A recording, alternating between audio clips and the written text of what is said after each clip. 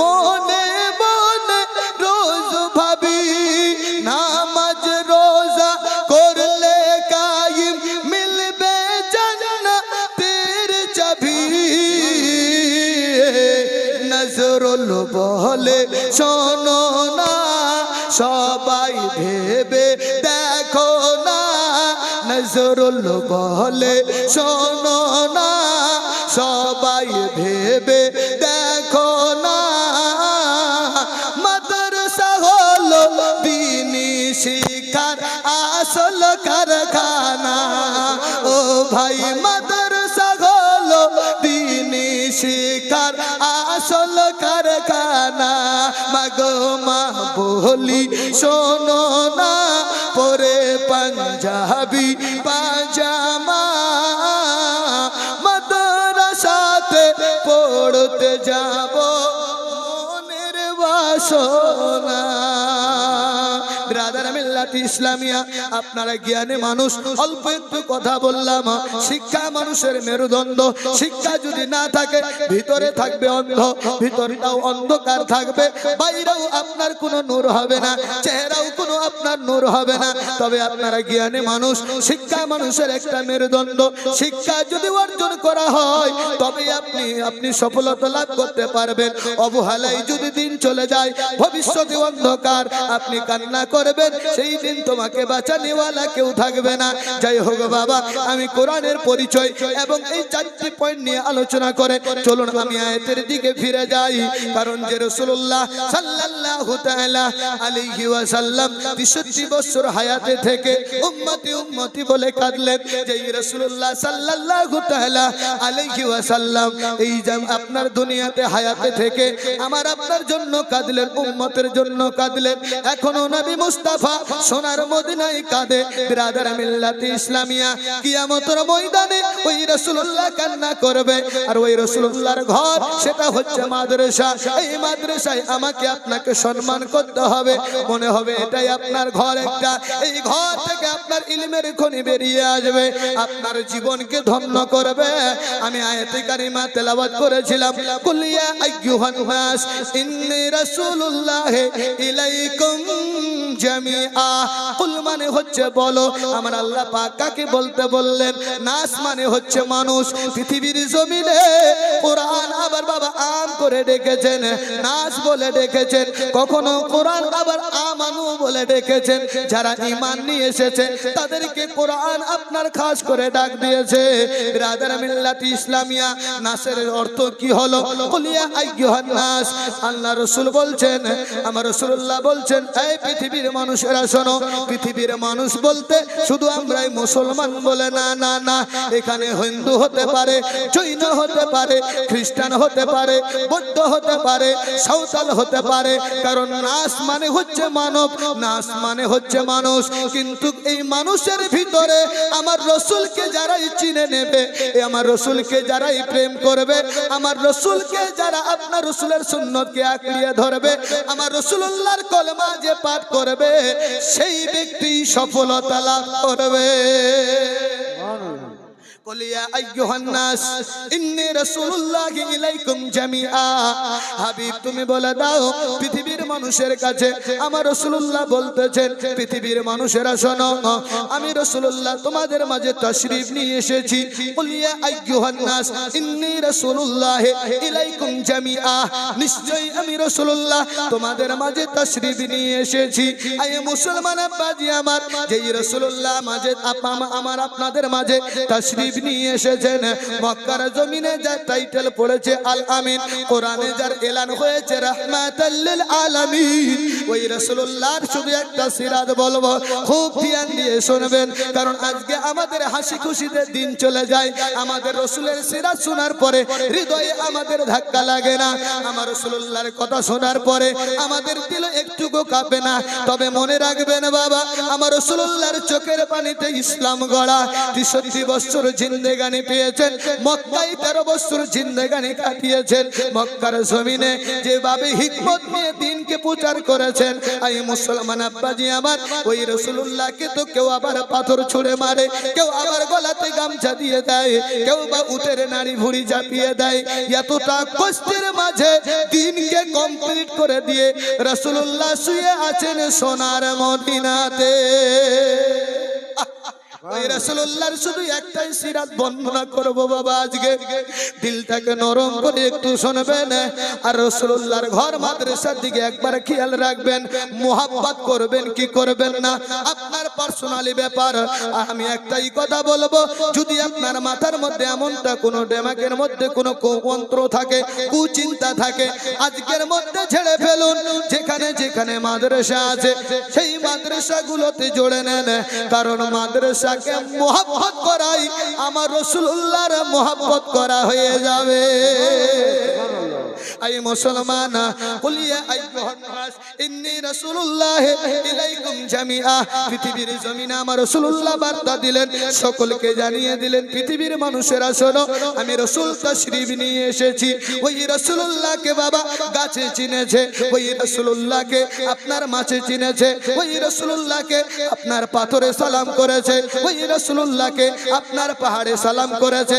গাছ চিনেছে, মাছ চিনেছে, বনের পশু পাখি সবাই চিনেছে, বনের হরিণী চিনেছে। দুপায়া মানুষ হয়ে এখনো নবী চিনল না, এখনো নবী চিনল না। তবে নবী চিনতে হবে, তবে জীবনটা সফল হবে। জানেন বাবা, আমার রাসূলুল্লাহ একতা দাওয়াত দেওয়ার জন্য, আপনার তৌহিদের কথা বলার জন্য, ওয়াহদাহু লা শারীক এক আল্লাহর কথা বলার জন্য আপনার গুটি গুটি পায়ে হেঁটে বের হবেন।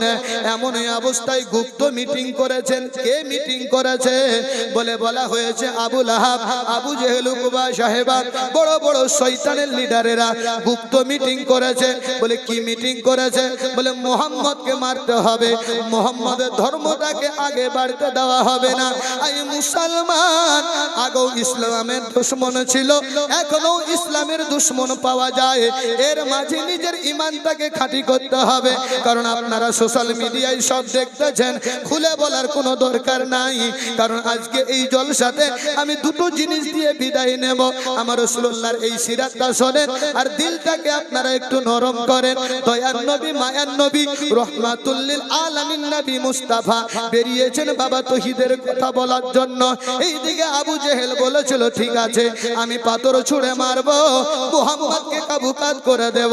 মুহাম্মাদের আর সাধ্য হবে না, কলেমার আওয়াজ দাওয়াত দিতে পারবে না। কারণ আমাদের বাপ দাদার ধর্ম যেটা আছে সেটাই আমরা পালন করব।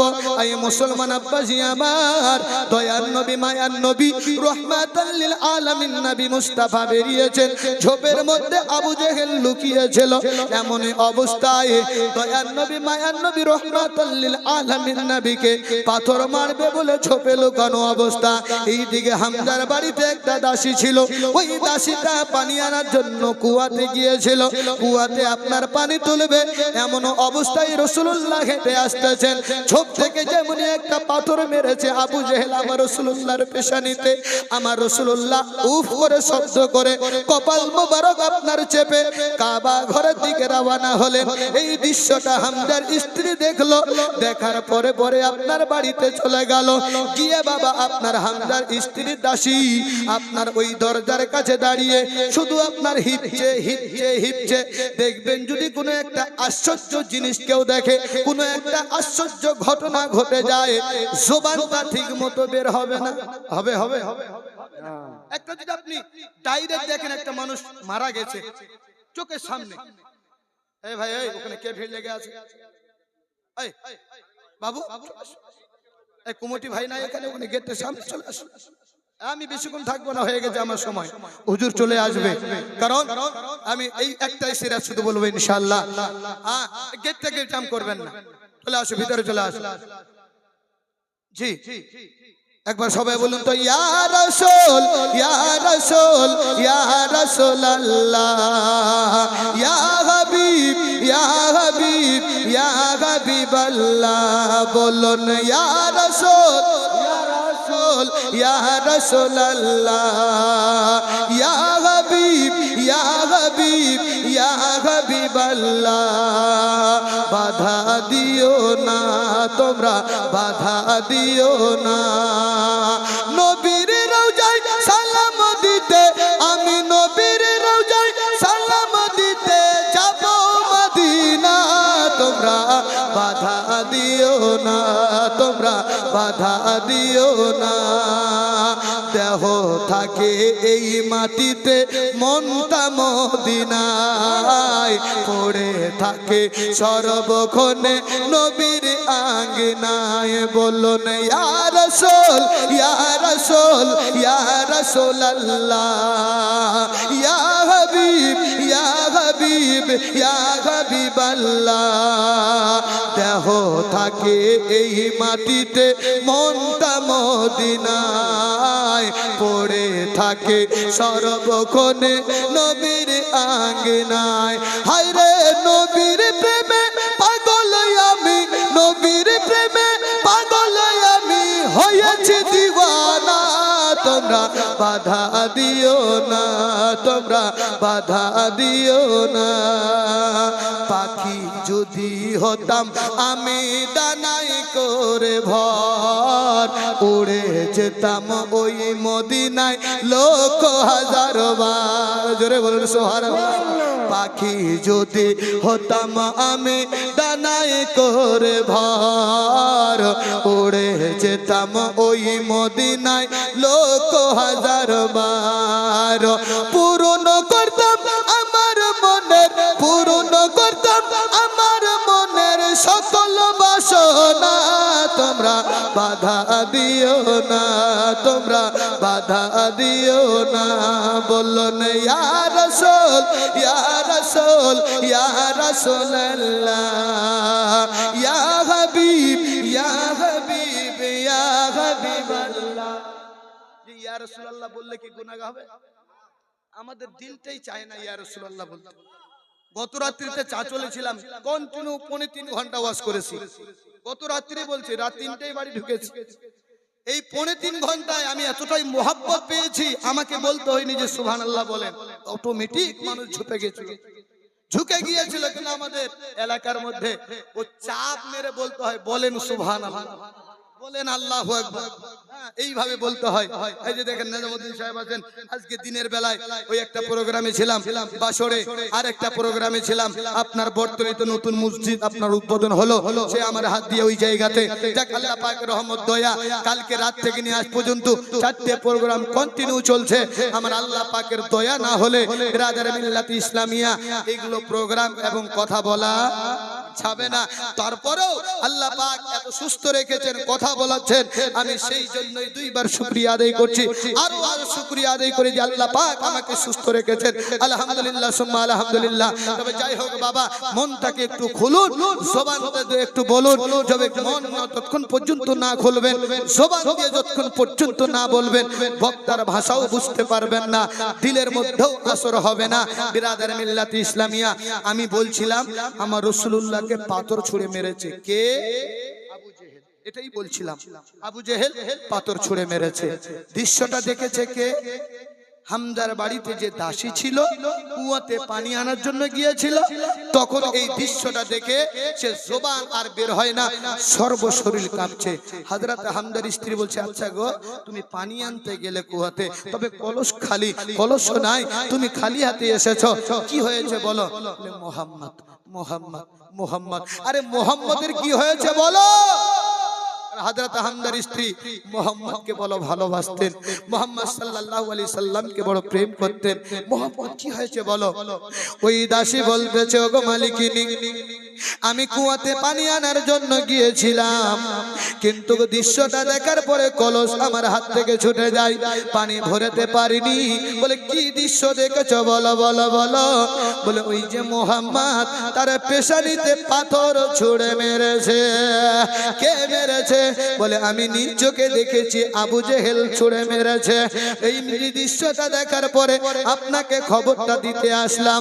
ও জামানার মুসলমানেরা, ও আমার মা ও বোনেরা, খালেরা, শুনে যাও, রাতের বেলা হামদার স্ত্রীর সঙ্গে সঙ্গে দুই চোখ দিয়ে আপনার পানি বইতে শুরু করে দিল।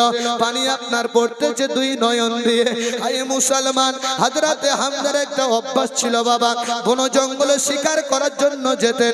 ওই বন জঙ্গলে শিকার করে খাওয়ার টাইমে আপনার বাড়িতে এসেছে, দেখছে তার স্ত্রী দুই চোখ দিয়ে পানি ঝরঝর ঝরঝর করে বয়ে যায়। হামজা বলতেছে, ওগো আমার স্ত্রী, ওগো আমার অর্ধেকঙ্গিনী, চিরসঙ্গিনী, এতদিন বিবাহ হয়েছে, কোনোদিন কি কোনো কষ্ট দিয়েছি? হামজার স্ত্রী শুধু মাথা হেলায়। কোনোদিন কি কোনো বড় কথা বলেছি? হামজার স্ত্রী শুধু মাথা হেলায়, বলে তুমি কথা বলো না কেন?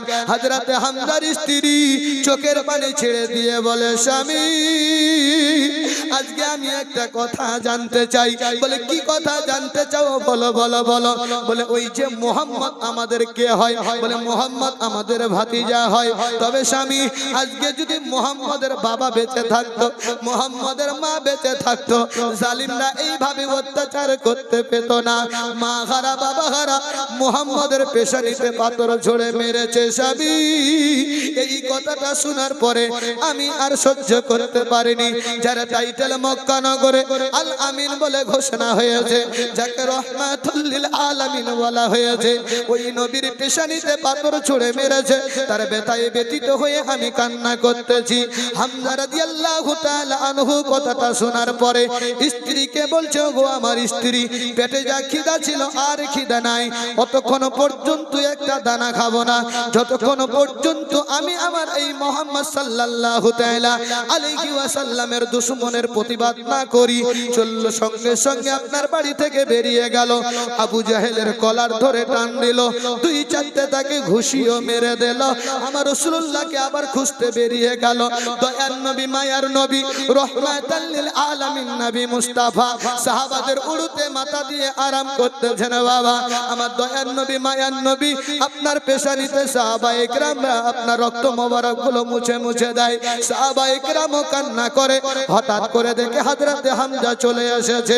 এক সাহাবী বলে, নবীজি, আপনার চাচা হামজা চলে এসেছে। সঙ্গে সঙ্গে চাচার কথা শুনে আমার রাসূলুল্লাহ দাঁড়িয়ে গেলেন। যেমনই দাঁড়িয়ে গেলেন বাবা, আমার রাসূলুল্লাহ গুটি গুটি পায়ে বাইরে গেলেন। সাহাবায়ে কেরাম সঙ্গে রয়েছেন। হযরতে হামজা বলে, ওগো নবীজি, তোমাকে যে পাথর ছুঁড়ে মেরেছে তাকে আমি আঘাত করে এসেছি, আবু জেহেলকে আমি মেরে এসেছি। আমার নবী বলে, চাচা, এই কথাতে আমি খুশি হইনি, এতে আমি আনন্দ হইনি। হযরতে হামজা বলছে, কেন আনন্দ হবেন না? আপনাকে যে আপনার এটা করেছে, আপনাকে পাথর ছুঁড়ে মেরেছে, তাই আমি তাকে পাল্টা মেরে এসেছি। আমার নবী বলতেছেন, চাচা, মক্কার জমিনে আজকে একটা কথা বলতে চাই। কি কথা বলবেন বলেন? বলে, আজকে ওরা আমাকে চিনতে পায়নি বলে তারা আমার পেশানিতে পাথর ছুঁড়ে মারে, কেউ বা গলাতে গামছা দিয়ে দেয়। মায়ের তরফ থেকে, মা জানি না কোন যোগ্য মায়ের যোগ্য বেটি মাহফিলেতে ছিল, 500 টাকা তাড়াতাড়ি দান করে গেল। যে নিয়তে যে আশাতে করে গেল দান, এই দান কবুল করো পাক রহমান। জোরে বলুন। আমি চাই না, যদিও মোহাব্বত যদি থাকে আপনারা মাদ্রাসার দিকে লক্ষ্য করে আনন্দ করে দেবেন। আমি 1 টাকাও চাইবো না, কারণ আমার সেই দিকে টপিস নয়।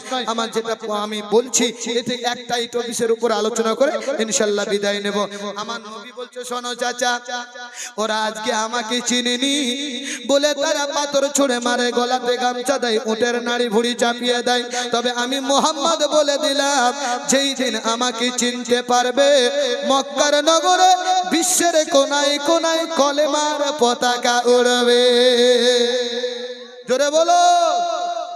মক্কাতে হিকমতের সহিত আপনার দাওয়াত দিয়েছেন আকা মুস্তাফা সাল্লাল্লাহু তাআলা আলাইহি ওয়াসাল্লাম। ওই নবীকে যারাই চিনেছে বাবা, তারাই সফলতা পেয়েছে। যারা চিনতে পারেনি তাদের নসিব বড় খারাপ হয়েছে। যেমন নসিব খারাপ হয়েছে আবু জেহেলের, আবু লাহাবের, উকবা সাহেবার, বিরাদার মিল্লাত ইসলামিয়া। আপনারা সব বাবা ভালো করে জানেন, আবু জেহেল, আবু লাহাব বিখ্যাত একটা কাফির, বিখ্যাত একটা বড় মাপের কাফির। কাফির, যাকে বলা হয় গোলগোলে টাটকা কাফির, আমরা ভাষায় বলবো না। তবে আল্লাহ পাক যদি ফতোয়া দিয়ে থাকে অস্বীকার আমরা করব না। ফতোয়া আমার আল্লাহ পাক দিচ্ছেন। কি ফতোয়া দিচ্ছেন? এই জায়গা থেকে নিজেকে দুই আকীদা দুরুস্ত করতে হবে। জীবনী সিরাতের মাঝে ধ্যান দিয়ে শুনলে পাওয়া যাবে। যদি আপনার ধ্যানটা ঠিক থাকে তাহলে আপনি বুঝতে পারবেন ওই দয়ার নবী মায়ার নবী রহমাতুল লিল আলামিন নবীকে পাথর ছুঁড়ে মেরেছে, তবুও কিন্তু বাবা ফতোয়া দিল না। তবে রাসূলুল্লাহ সাল্লাল্লাহু তাআলা আলাইহি ওয়াসাল্লাম বলতেছেন, চাচা কলেমা যদি পড়ে নেন আমি বড় আনন্দ হয়ে যাব, আমি বড় সুখী হয়ে যাব। আমাকে পাথর ছুঁড়ে মেরেছে এটা বড় বিষয় নয়, চিনতে পারিনি বলে মেরে দিয়েছে। যেই দিন চিনবে সেই দিনই কলেমা পড়বে। এই মুসলমান আব্বাজি আমার কলেমার দাওয়াত দিতেছে। আবু বকর সিদ্দিক রাদিয়াল্লাহু তাআলা আনহুকে ডাক দিয়ে বলে, আবু বকর এবার মক্কার জমিনে এলান করে দাও, আমি মুহাম্মদ সাফা পর্বতের নিচে দুটো ওয়াজ করব। আমি মুহাম্মদ সাল্লাল্লাহু তাআলা আলাইহি ওয়াসাল্লাম ওসিয়ত করব। মক্কাতে এলান করে দেওয়া হলো। সাফা পর্বতের পাশে সবাই এসে হাজির হলো। রাসূলুল্লাহ সাল্লাল্লাহু তাআলা আলাইহি ওয়াসাল্লাম যিনি হচ্ছেন অদৃশ্য সংবাদদাতা নবী মুস্তাফা, ওই নবী মুস্তাফা বলতেছেন, শোনো তোমরা সবাই একত্রিত হয়েছো, আমি মুহাম্মদ বলতেছি এক আল্লাহর ইবাদত করো। আমার রাসূলুল্লাহ সাল্লাল্লাহু তাআলা আলাইহি ওয়াসাল্লাম কলেমার কথা বলতেছেন, এক আল্লাহর কথা বলতেছেন, জান্নাত জাহান্নামের কথা বলতেছেন। ওই জাহান্নামকে তোমরা ভয় করো। সবাই আপনারা শুনছেন, আমার রাসূলুল্লাহ বলতেছেন, বলো বলো বলো। এই যে দেখা যায় সাফা পর্বতের পাহাড়, এই পাহাড়ের নিচে গুহা রয়েছে, গর্ত রয়েছে, আর এই গর্তের ভিতরে শত্রুরা লুকায়িত রয়েছে। তোমরা কি এ কথা বিশ্বাস করো? এক বাক্যেই তারা বলেছিল, না আপনি হলেন আল আমিন, যার টাইটেল পড়েছে আল আমিন মানে হচ্ছে সত্যবাদী। পৃথিবীর মানুষ মিথ্যা হতে পারে, আমার রাসূলের জবান কখনো মিথ্যা হবে না। আমার রাসূলের জবান মিথ্যা হবে না। রাসূলুল্লাহ জবান মোবারকে যেটা বলেছেন সেটাই হাদিস হয়ে গেছে। জোরে বলবেন না সুবহানাল্লাহ। বিরাদার মিল্লাত ইসলামিয়া, অল্প একটু কষ্ট, এখান থেকে আমি বেরিয়ে আসবো। বিরাদার আমি যেটা বুঝাতে চাইছি, ফতোয়া আল্লাহ পাক দিচ্ছেন, এই ফতোয়াটাই শুধু আমরা প্রকাশ করি। অনেকেরই সহ্য হয় না, অনেকেই হজম করতে পারে না। তবে মুসলমান হক কথা বলতে আছি, বলতেই থাকবো। কাউকে ঠক করে লাগবে, যে মুমিন মুসলমান হবে তার হৃদয়টা শক্ত হয়ে যাবে। জোরে বলুন সুবহানাল্লাহ। ফতোয়া আল্লাহ পাক কিভাবে দিচ্ছেন একটু শুনবেন। আমার রাসূলুল্লাহ বলছেন, এটা তোমরা মেনে নিলে, দুই নম্বরটা মানো, জাহান্নামকে তোমরা ভয় করো, আল্লাহর ইবাদত করো। আবু লাহাব বলছে, এই মুহাম্মদ, এই জন্যই একত্রিত করেছো, এই জন্যই ডেকেছো, তোমার কোনো কথা আমি শুনতে চাই না, ধ্বংস হয়ে যাও তুমি। কে বলছে এই কথা? আবু লাহাব বলছে।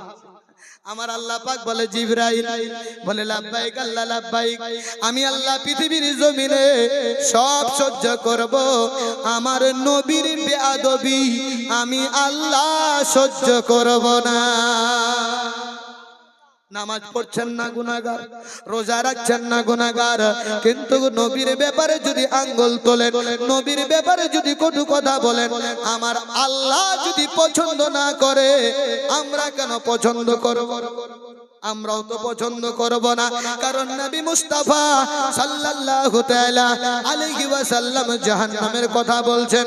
এই মুসলমান আব্বাজি আমার, ওই জাহান্নাম, যেই জাহান্নামে আপনার বলা হয়েছে আপনার অনেক পাওয়ারফুল আগুন। যাই হোক, সেই দিকে যাচ্ছি, আগে এটাকে একটু ক্লিয়ার করি। বিরাদার মিল্লাত ইসলামিয়া আব্বাজি আমার রাসূলুল্লাহকে আঙ্গুল যখন তুললেন, জিবরাইল আলাইহিস সালামকে আল্লাহ ডাক দিলেন। আমার আল্লাহ পাকের কাছ থেকে জিবরাইল আলাইহিস সালাম যখন বললেন, লাব্বাইক আল্লাহ লাব্বাইক, বলে খুব তাড়াতাড়ি করে যাও আর সূরা লাহাবটা গিয়ে আমার হাবিবকে কানে কানে শুনিয়ে দাও, যার নাম ছিল লাহাব। আর ওই লাহাবের ব্যাপারে একটা সূরা রয়েছে, লাহাবের ব্যাপারে একটাই সূরা রয়েছে। এই মুসলমান আব্বাজি আমার, এই সূরাটার তরজমা যদি শুনে নেন, সূরাটার তরজমা যদি আপনি পড়ে নেন, শানে নজুল যদি পড়ে নেন, খোদার কসম করে বলি নবীর প্রেমে আপনি পড়ে যাবেন। কোনোদিন নবীর উপরে আপনি আঙ্গুল তুলবেন না, কোনোদিন নবীকে নিয়ে কটু কথা বলবেন না, কারণ ফতুয়া পৃথিবীর কোনো মোল্লা দেয়নি, দিয়েছে আমার আল্লাহ। সঙ্গে সঙ্গে কানে কানে এসে বলতেছেন জিবরাইল আলাইহিস সালাম, আসসালাতু ওয়াসসালামু আলাইকা ইয়া রাসূলুল্লাহ, আসসালাতু ওয়াসসালামু আলাইকা ইয়া হাবিবাল্লাহ। নবীজি আপনার উপর আঙ্গুল তুলেছে আবু লাহাব, আপনি শুনিয়ে দিন। তাব্বাত ইয়াদা আবি লাহাবিন ওয়া তাব, মা আগনা আনহু মালুহু ওয়া মা কাসাব, তাব্বাত ইয়াদা আবি লাহাবিন ওয়া তাব। ধ্বংস হয়ে যাক আবু লাহাবের হস্তদ্বয়, ধ্বংস হয়ে যাক আবু লাহাবের হস্তদ্বয়। ফতুয়া টাকার, ফতুয়া দিয়েছেন কে? আল্লাহ দিয়েছেন। কেন ধ্বংসের ফতুয়া দিলেন? বলে আমার নবীর উপরে আঙ্গুল তুলেছে বলে ফতুয়া আমার আল্লাহ রাব্বুল আলামিন দিচ্ছেন। আমার রাসূলুল্লাহ বলেন আমি ধ্বংস হব না, নিজের ধ্বংস নিজেই হয়ে গিয়েছো। তাব্বাত ইয়াদা আবি লাহাবিন ওয়া তাব, ধ্বংস হয়ে যাক আবু লাহাবের হস্তদ্বয়, এবং সে ধ্বংস হয়ে গিয়েছে। আর ধন সম্পদ সন্তান সন্ততি কিছুই কাজে আসেনি। সে এবং তার স্ত্রী লিলিহান আগুনে জ্বলবে, জাহান্নামের আগুনে পড়বে। এই ফতুয়া দিয়েছে কে? আল্লাহ ফতুয়া দিয়েছে।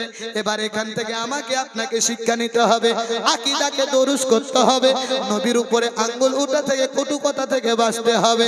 না হলে আমার আল্লাহ যেটা ফতুয়া দিয়েছে এটা কেউ অস্বীকার করতে পারবে না। আমার রাসূলুল্লাহর বেয়াদবি আমার আল্লাহ সহ্য করবে না। ব্রাদার, সাফা পর্বতে সবাই আপনার ওই জায়গায় রয়েছে। আবু লাহাব কিন্তু যদিও নবী মানতো না, কিন্তু নবীর যেটা মুজিজাগুলো দেখেছে এ কিন্তু আপনার মাঝে মাঝে 14-15 দিলের মধ্যে করছে। দেখ মানুষ বলে না চোরের মন পুলিশ পুলিশ বলে না, ও তো মানছে না নবীকে, কিন্তু মোহাম্মদ বলে দিল আমি শেষ, আমি ধ্বংস, আমার হাত ধ্বংস। মন বড় খারাপ। বাড়িতে চলে আসলে দেখছেন যে আপনার বাড়িতে আসার পরে দেখছে স্ত্রী ডাক দিয়ে বলছে কি গো স্বামী, অন্য অন্য দিন তোমার চেহারা বড় ভালো দেখি, আজকে কেন চেহারাটা মলিন হয়েছে, কি হয়েছে তোমার? আর বলো না, এ মোহাম্মদ আমাকে বলছে আমি নাকি ধ্বংস হয়ে গেছি। মোহাম্মদ বলেছে? এত বড় সাহস মোহাম্মদ এই কথা বলেছে? শোনো, ওই মোহাম্মদকে টাইট করার জন্য একটা বুদ্ধি আছে। বলে কি বুদ্ধি? বলে মোহাম্মদের দুটো মেয়ে বিয়ে হয়েছে আমার দুই ছেলের সঙ্গে, একটার নাম উকবা, একটার নাম উতাইবা। আর নবী মুস্তাফার যে দু কন্যা ছিল, একটার নাম উম্মে কুলসুম, একটার নাম রোকেয়া। বিরাদার মিল্লাত ইসলামিয়া দেখবেন স্ত্রীর মধ্যে অনেক ভালো কালো আছে, আছে না? আমাদের এলাকাও আছে। এমন স্ত্রী আছে শ্বশুর শাশুড়ির ঘর, আত্মীয় স্বজনের ঘর গুছিয়ে নেবে, আর এমন স্ত্রী আছে ছিন্ন বিচ্ছিন্ন করে দেবে, আছে না? অত বাগটের নাই, অত অন্য জায়গার আছে। তবে মা, এই জায়গায় আপনাদেরও শিক্ষা। মা, ওই স্বামী যখন বলল যে মোহাম্মদ আমাকে বলেছে আমি নাকি ধ্বংস হয়ে গেছি, সঙ্গে সঙ্গে স্ত্রী বলছে মোহাম্মদের এত বড় ক্ষমতা, এত বড় ক্ষমতা যে মোহাম্মদ আমাদের সঙ্গে পাল্লা নিচ্ছে, দেখি তো ওর পাল্লাটা কি করে হয়। বলে কি করবে? বলে দুই ছেলেকে ডাকো।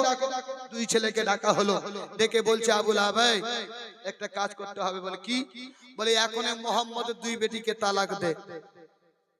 ছেলে বলছে বাবা কি জন্য তালাক দেব? আমি তোর বাপ না তুই আমার বাপ রে? কে বলছে? আবু লাহাব বলছে আমি তোর বাপ না তুই আমার বাপ? বলছে আপনি আমার বাবা। বলছে আমি যেটা বলছি সেটা কর। কি হয়েছে? বলে এরকম এরকম ঘটনা ঘটে গেছে। বিরাদার, উম্মে কুলসুম আর রোকেয়া দুইটা মেয়ে আবু লাহাবের বাড়ি, আপনার আবু লাহাবের দুই ছেলেকে দিয়ে বিবাহ করা হয়েছে। উকবা আর উতাইবা দুই ভাই দুই মেয়েকে তালাক দিচ্ছে। রোকেয়াকে যখন তালাক দেয়, রোকেয়াকে যখন তালাক দেয়, রোকেয়ার স্বামী আমার নবীর ব্যাপারে খারাপ কথা বলেছিল, আমার নবীর ব্যাপারে আপনার খারাপ মন্তব্য করেছিল। সঙ্গে সঙ্গে রোকেয়ার দুই চোখের পানি ঝরঝর ঝরঝর করে পড়িয়া যাচ্ছে। কান্না করতে করতে রাসূলুল্লাহর দরবারে হাজির উম্মে কুলসুম আর রোকেয়া দুই মেয়ে আপনার হাজির। আমার রাসূলুল্লাহ বলে বেটি কান্না করছো কারণটা কি? বলে আব্বা হুজুর আমাদের দুই বোনকে তালাক দিয়ে দিয়েছে। আমার রাসূলুল্লাহ বলে বেটি চিন্তা করবে না, আমার আল্লাহ ব্যবস্থা করে দেবে। চিন্তা করো না বেটি। কিন্তু উম্মে কুলসুমের চোখের পানিটা থেমেছে, রোকেয়ার চোখের পানি আর থামে না, শুধু রোকেয়া কেঁদে যায় কেঁদে যায় কেঁদে যায়। আমার নবী বলছে বেটি তুমি কান্না করেই যাচ্ছ, কারণটা কি? আব্বা হুজুর আমাকে তালাক দিয়েছে, আমি এতটা কোনো আফসোস রাখিনি, তবে আপনাকে যখন গালি দিয়েছে আমি মনে সইতে পারিনি। মনে রাখবেন, যদি সংসার আপনি উজ্জ্বল করতে চান, স্ত্রীকে দুই চড় দেবেন, স্ত্রী কিন্তু জ্বালা যন্ত্রণা নিয়ে থেকে যাবে। একদিন খাবার দেবেন না, তবু আপনার স্ত্রী থেকে যাবে। বিরাদার মিল্লাতে ইসলামিয়া, আপনি স্ত্রীকে কাপড় চোপড় ঠিক মতো কিনে দেবেন না, তবু আপনার স্ত্রী থেমে যাবে। কিন্তু মা বাবার নিয়ে যদি কথা বলেন, ওই স্ত্রী ঝাঁটা মেরে বাড়ি থেকে চলে যাবে। মা বাবার অপমান কোন স্ত্রীরা সইতে পারে না। আপনি অন্যদিকে যা যন্ত্রণা দেন তারা মেনে নেবে, কিন্তু মা বাবার অপমান কোন বেটি চায় না। আমার রাসূলুল্লাহ শুনলেন, আমার নবী মুস্তাফা বলছে বেটি যদি এভাবে গালি দিয়েই থাকে তাহলে ওকে বাঘে খাবে। কাকে বলে? আবু লাহাবের বেটাকে। সূরা লাহাবটা পড়বেন, এই সূরা লাহাবটা যদি নামাজে পড়া যায় ডবল নেকি পাবেন, ডবল নেকি। এই সূরা পড়লে যতটা নেকি হয়, আপনি এই সূরা লাহাবটা নামাজে পড়বেন, ডবল নেকি আপনি পাবেন। আসুন এই জায়গাটা একটু ক্লিয়ার করে দেই, আমার সময় শেষের দিকে।